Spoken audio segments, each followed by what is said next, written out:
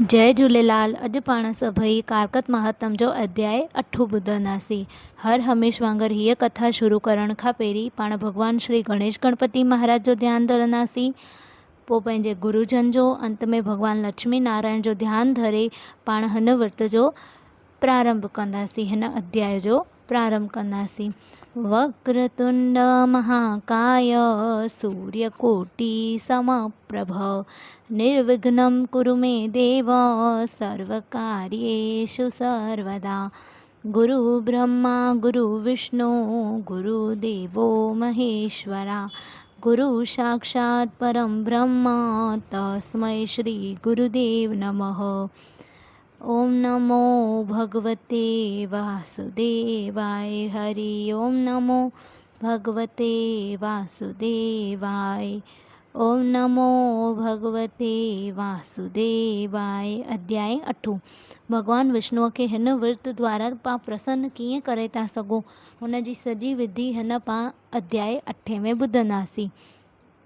कारकत महात्म कथा ॿुधाइण जो सिलसिलो जारी रखंदे महामुनि नारद चयो त हे राजन, भगवान विष्णु खे प्रसन्न करणो हुजे त कारकत महीने जो विर्त चांडोगी चोॾस खां हिन विर्त रखण जी शुरूआत करणु घुरिजे। हिकु मंडप तयारु करे हुन जे गुलनि जी मालाउनि सां सिंगारे पोइ उन मंडप में विष्णु भॻवान जी द्वारपाल सां मिटीअ मां ठाहे ठाकुरनि जी रखजनि।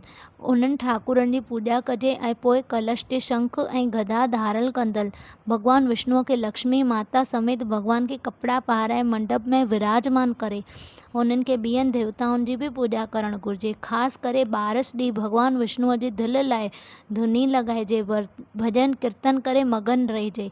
तेरस ॾींहुं राति जो भॼन कीर्तन सां गॾु जागरातो बि कजे। चोॾस ॾींहं ते विष्णु भॻवान जी सोनी मूर्त ठाराए उन जे 16 क़िस्मनि जी पूॼाऊं कजे। राति जो भॼन ऐं कीर्तन में पाण खे खोए छॾिजे।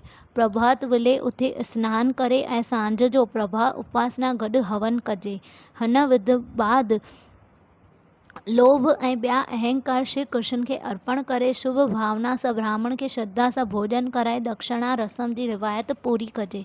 नारद मुनि अॻिते कथा वधाईंदे चयो त जेको मनुष्य हीअ वैकुंठ चोॾस ॾींहं ते कार्तिक विर्त जी विधि निमायत पूरी करे सो न सिर्फ़ु सिधो स्वर्ग में वञे थो पर मोक्ष पण प्राप्त करे थो। हुन वैकुंठ में चोॾस विर्त जी महिमा ॻाइण जी शक्ति न देवताउनि खे बि कान्हे, ए शारदा देवी ऐं शेष नाग खे आहे। हिन विर्त ॾींहुं जेको जगरातो कंदो आहे उनजो जीवन सफल थींदो आहे। जेको बकवास न करे सची दिलि सां भॻवान जो ध्यानु धरे ऐं श्रद्धापूर्वक भॼन कीर्तन करे, अहिड़ी विर्तधारीअ ते विष्णु भॻवानु प्रसन्न थिए थो ऐं उन सफलता लाइ भॻवान जो थोरा या अहसान मञण लाइ पंहिंजी पत्नीअ सां गॾु देव पाठी ब्राह्मणनि खे या हिकु उत्तम ऐं आला विद्वान ब्राह्मण खे नोतो ॾेई घुराए खेसि खीरणी ऐं सुहिणा सुरा ताम भोजन कराए हुनखे यथाशक्ति दान ॾेई आसीस वठिजे। छो जो हुन पूर्णमासीअ ते भॻवानु पंहिंजे भक्तनि खे दान ऐं वरदान ॾिनो हो, पोइ मत्स्य जो रूप आख्यातकार कयो हो। हुन ॾींहुं जप तप हवन दान वग़ैरह भॻवान विष्णु निमित्त कया वेंदा आहिनि। हिन विर्त रखण ऐं पूॼा करण सां 7 जन्म जा पाप नाश थी वञनि था ऐं संतान चिरंजीवी रहे थी, अहिड़ी मान्यता आहे। हिन पूॼा द्वारा मनुष्य जी सभु मनोकामनाऊं पूरी थियनि थियूं। हिन विर्तधारीअ ऐं पूॼा कंदल खे मरण बाद बि विष्णु लोक में आदर पूर्वक विराजमान थियण जो शर्फ़ मिले थो। बोलो श्री भगवान लक्ष्मी नारायण की जय, भगवान कारकत भगवान की जय, आज के आनंद की जय, गंगा मैया की जय, सच्ची देवी माता तेरी सदा ही जय। जय कारा शेरा वाली दा बोल साचे दरबार की जय। आयो लाल सभई चो झूले लाल बेड़ाए पार सदाई नाम में शावकार।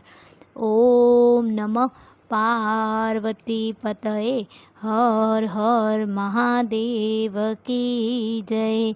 ओम शांति शांति शांति।